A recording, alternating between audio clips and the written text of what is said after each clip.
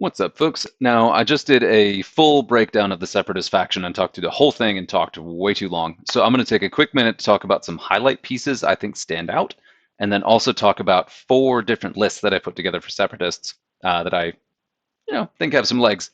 And I really enjoy these. I just like them. I just really enjoy Separatists as a faction and want to see them succeed. And these are wildly different than anything I've seen anyone playing. So hopefully somebody picks one of these up, gives it a try. Hopefully this kind of stands out as something interesting. Who knows? We'll see what wheels turn here. I wanted to highlight these two because these are ships that are never played. This is the Magna Guard Protector and then Sun Fac, the Magna Guard Protector being a rogue class starfighter that does the guarded condition. So after placing forces, you assign the guarded condition to one friendly ship other than a Magna Guard Protector. These are limited to, so you can take 2 of them, and they're 4 points a pop. So you could do 8 points worth of these guys to really benefit some ships in your board. So what guarded does, let's see, it was on here before, where to go? Anyway, what guarded does is whenever the guarded ship, you get to choose which ship is guarded at the start of the game, whenever that ship is attacked, it can roll an additional evade die for each Magna Guard Protector who is calculating or evading in the attack arc. Now, they're almost always going to be calculating anyway, but then they can also evade as well. See, yeah, so they've got the evade to barrel roll action too. And I wish I had it in here still. Let's see. Wonder if it'll pick it up again. So I had it up.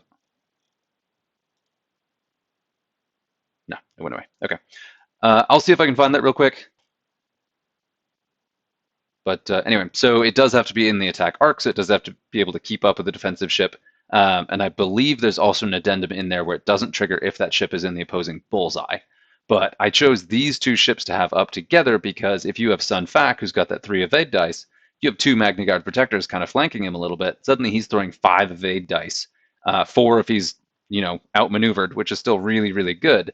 So you can give him a lot of extra survivability, and there's no limit to that as long as your Magna Guard Protectors haven't used their tokens. And there being kind of middling initiative is a feature because they won't want to use their tokens on offense so they can keep protecting that guarded ship. So it's if you can pull it off, you could make Maul a 3 evade ship if you have Maul flanked by 2 of these protectors, as long as you keep them out of bullseyes, which is pretty tough on a large base. But somebody like Sun Fac could easily dance out of arcs and benefit from that extra defense. It's a really, really powerful ability to just make any one of your smaller ships higher evade. So I really like that. And I do want to point out that the Magna Guard Protector, again, the guarded condition and all conditions are unique. So you can only have one ship that's guarded, but you can still have the 2 Magna Guard Protectors, and you can. So it's very hard to remove the condition, right? Because you have to kill both protectors to get rid of it completely. And if either one is in the arc, then they will get some benefit to the defender. So I really like that one. Next up is Sun Fac, who is an Initiative 6 ship for 5 points. He's an Initiative 6 dodgy ace, has a 3-die bullseye primary gun, and then a 2-die primary turret. And he's got 15 points of loadout and 3 talents. That this guy hasn't been just a giant toolbox for a while is shocking to me. His ability is weird, though, and there's also the chassis ability. So his ability is while you perform a primary attack, if the defender is tractored, roll 1 additional attack die. And then he's also got pinpoint tractor array. You cannot rotate your turret to your rear arc. After you fully execute a maneuver, you may gain 1 tractor token to perform a turret rotation action, which seems completely insane because you're like, why would I tractor myself? But it lets you rotate the arc. It's not an action, so you can do it for free. And you can turn it into a barrel roll. You can't turn it into a boost or into a rotate because that has to be the opponent tractoring you, but that would be just completely insane. But still, that combination of you fully execute a maneuver, right? You can rotate your turret and then also just barrel roll, either straight or to either side. And then you've also got afterburners, and on this build I also have afterburners. So you could trigger them in either order, right? You could go forward 1 and then boost. You could barrel roll to the right and then boost. It is absolutely crazy. Yeah, this ship is really dodgy and does have a lot of offensive output. Now, the general consensus is that he just has ensnared stapled to him. So ensnare reads at the end of the activation phase, if you are tractored, where you would tractor yourself to do your rotate and barrel roll. If you are tractored, you may choose 1 ship in your turret arc at range 0 to 1 and transfer 1 tractor token to it. So obviously that is insanely powerful to just be like, yeet, here you go, get a tractor token. It's extremely risky though because you have to be tractored first, and then also you have to move close to a ship that your turret arc is not in, because when you're tracked to yourself, you have to rotate your arc. So you want to be able to rotate it to the spot where you want to pass that off, or already have it in the right place. Um, yeah, it gets pretty weird, but it's super powerful to be able to throw off that tractor token because you don't really want to be tractored yourself. You're a 3 evade ship with 4 hull. 4 hull's nice. Um, but yeah, so I get why Ensnare's kind of stapled on there, but with 3 talents and 15 loadout, there are a crazy number of combinations you could work out here. You could do stuff like Treacherous, Enduring, all kinds of stuff on there to make it just an interesting ship. And just read the ability as blank, like who cares?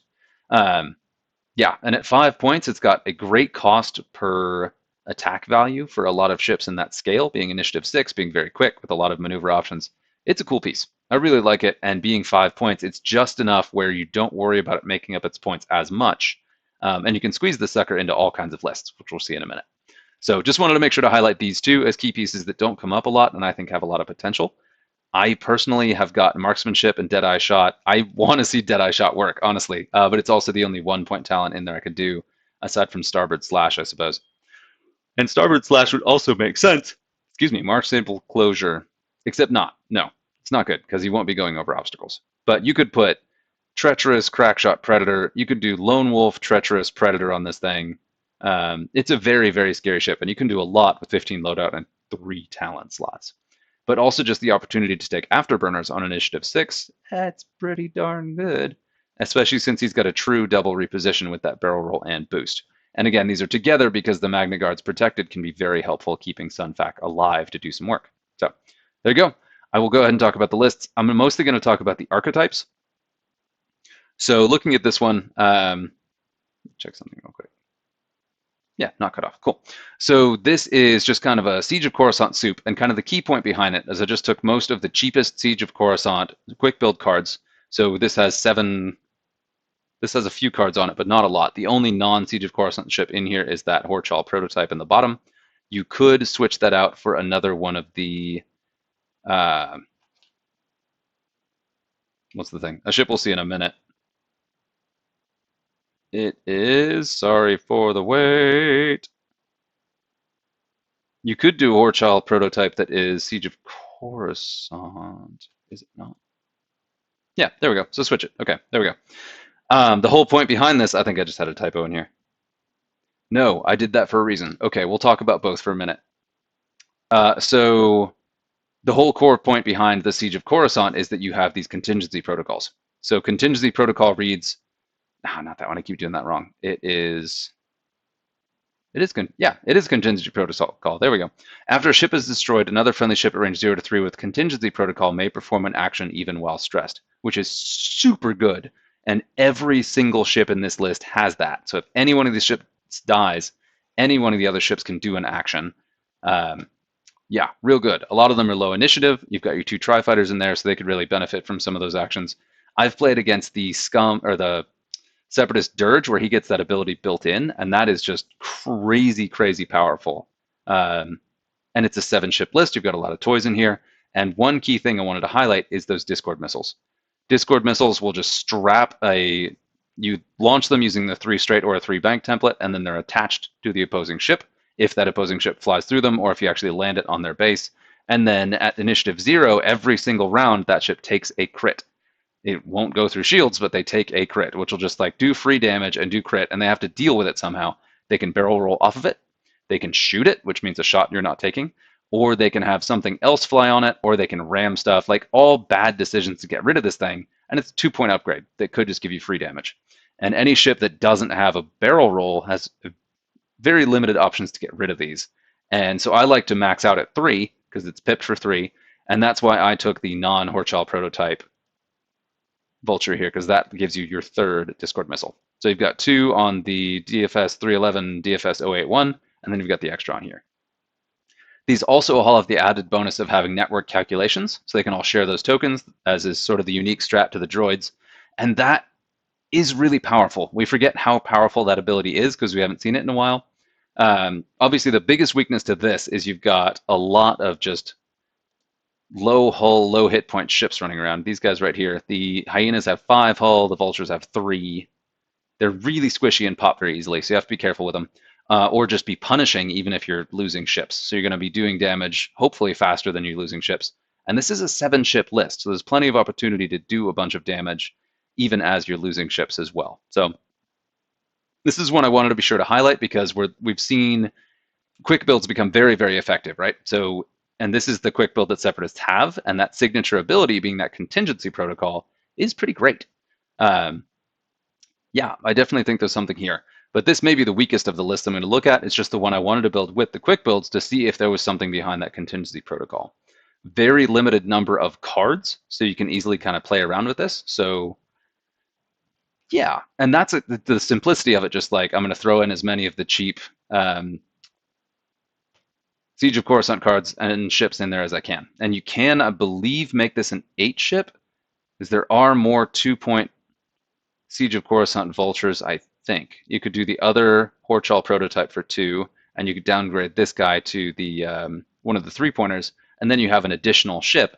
But I don't think either of the additional, either that Tri-Fighter or the additional ship would be Siege of Coruscant, and that's why I opted this way. But you could easily make this an 8-ship from the same concept, just don't have quite as much contingency protocol, which may or may not be worth the extra body. So there's that. We're going to keep on going through here. This is one I really want. There's guarded. Okay, I don't know why that showed up here. While you defend, if you're not in the attacker's bullseye, roll 1 additional defense die for each friendly calculating or evading Magna Guard Protector in the attack arc. Okay, cool. So we got it. And then this actually is Buzz Droids. When you engage at initiative 0, each enemy ship at range 0 of the Buzz Droid swarm suffers 1 critical damage. And then this whole thing about how it attaches, and then even if it's destroyed by ramming something, that ship still takes the free damage. It's got 0 agility or 1 agility and 1 hull, so they're a lot easier to shoot than they were before. I believe previously they had multiple hull and multiple agility, maybe, but now they're easier to shoot. But that still is a shot that no one wants to take. No one wants to bother shooting these things. So if you're careful about timing them, you put them on something that's vulnerable. They do still trigger in the turn that they are launched. So they're good defensive tech and good offensive tech.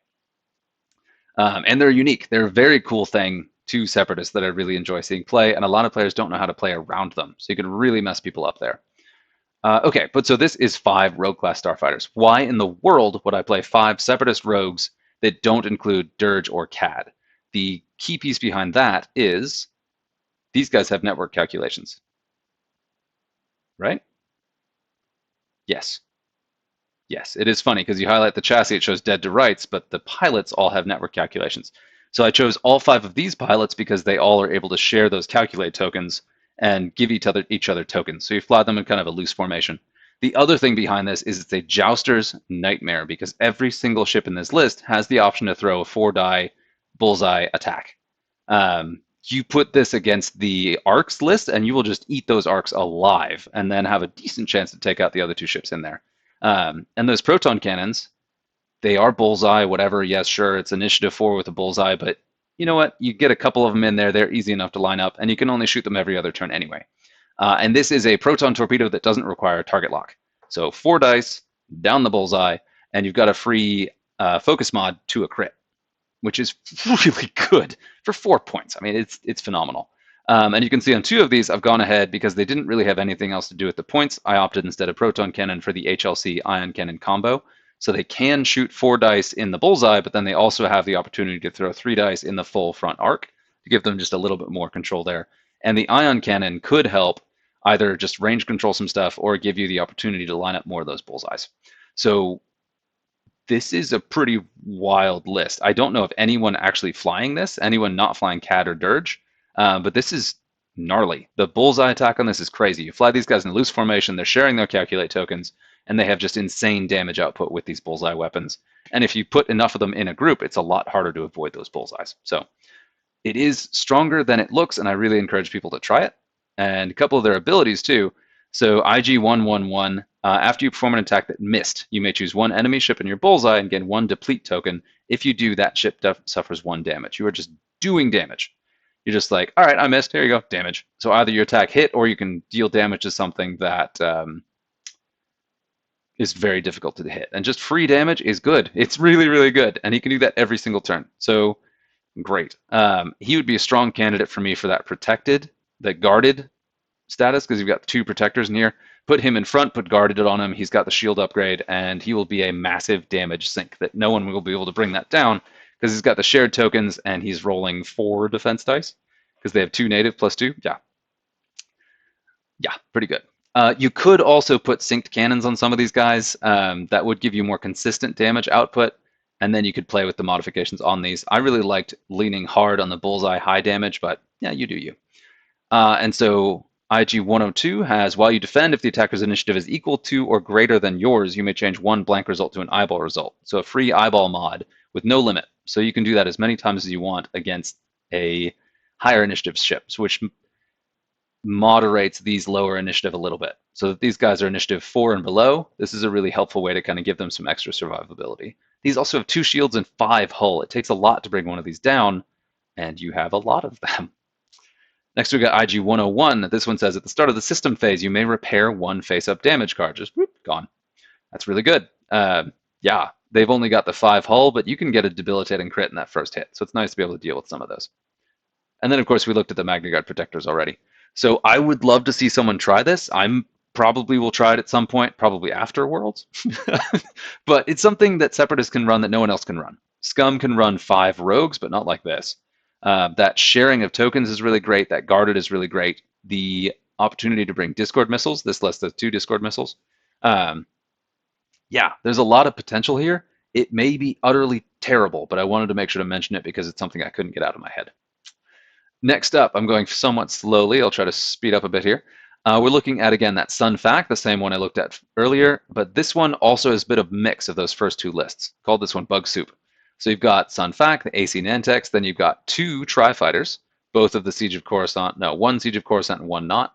And then you've got 3 Vultures and then an HMP. And this is a bit of a mix, right? Because the 1 Tri-Fighter and 3 Vultures could hang out together, and they all have that contingency protocol to help each other out. Then you've got another flanking Tri-Fighter, you've got Sun Fac running around, and then you have the HMP kind of doing weird stuff with that energy shell charges, and K2B4, which is, while a friendly ship at range 0 to 3 defends, it may spend 1 calculate token. If it does, add 1 evade result unless the attacker chooses to gain 1 strain token, which you don't want to do against a ship with this, or a list with this many ships. This one is somewhat less thought out than the others. I like it a lot. I really like the opportunity to run Sun Fac. You can also do something similar where you swap your 3 points to 2 points, do a list just as big, but throw in another 5-point ship. And I believe there are Sith infiltrators at 5, so you can add a little bit of extra beef in here. Or you could swap out one of these ships and throw in a Gauntlet instead of all this and just fill out the Vultures. There's a lot of stuff you could do with the 6 to 7 point soup lists in Separatists. People are really down on Vultures. They do die very quickly, and in the meta right now, there are a fair number of double tapping or heavily modded things. But still, there are multiple targets to shoot at. It could be 1 4-point ship that goes down just as fast, or 2 2-point ships that take twice as long to kill and give up less. There's a lot of advantage still in having this many ships, and I do think, even though Han is still in the meta, he's still going to be there, and that's a rough matchup. The double tapping Han is less dangerous, and also fewer players are going to run it, just because of the perception that it's been nerfed. And fewer people were already running it now, so we'll see. We also saw big nerfs to the Imperial list that may be running around, so especially the bomber lists, subtle nerfs, but like the barrage rockets were really nasty for these things, and those being nerfed to the point where they're not as devastating does give you an opportunity for these to sneak back into the meta. So last one, this is the one I'm kind of most excited about, but it's also the most ridiculous. This one is appropriately named Tryhard because it has 5 Tri-Fighters in it. Tri-Fighters are 3 points, y'all. They're a TIE Interceptor for 3 points, and you can take 5 of them. They don't have a ton of loadout. They've got some weird stuff going on, but they have network calculations, and you can run 5 of them. I can't emphasize that enough. You run 5 of these things in a loose formation with that network calculations, they're going to be extremely difficult to bring down, especially if you bring Kraken, which I did. We'll let you bank some of those calculate tokens so you have the extras. So you can still use your Discord missiles, you can use those on defense and have double calculate tokens. This is really, really good. Yeah, a little bit seat of your pants because these are all, again, TIE Interceptors. And even if TIE Interceptors are 3 points, you probably wouldn't see people running lists of 5. But this is a 7-ship list with 3 TIE Interceptors, with 5 TIE Interceptors in it. Yeah, it seems pretty good. And then you've got the Objective Monkey and your Vulture and your HMP. So I this is the crazy thing to me, right? With Separatists, is you're looking at all these tournaments where basically nobody brings them at all, or people bring the same similar things, or there's not a ton of experimentation in the faction. I feel the same way about Scum. There's a ton more stuff you can explore in X-Wing, period, but particularly in the less played factions, and the ones that people are automatically down on. Um, yeah, if someone played this and practiced this a bit, several of these lists could be very, very frightening. And I think that there's definitely something here that we're kind of missing. This does include 3 of the Fearsome Predators. That's the max number because they are the 3-point tri-fighters you can bring that many of. And they are Initiative 4, I believe. Initiative 3, bummer. And the condition is Fearful Prey. After you defend against an enemy Fearsome Predator, if you did not spend at least 1 green token during the attack, gain 1 strain token. And we've seen kind of a funny bit here where ship list sizes have been shifting up and down a little bit.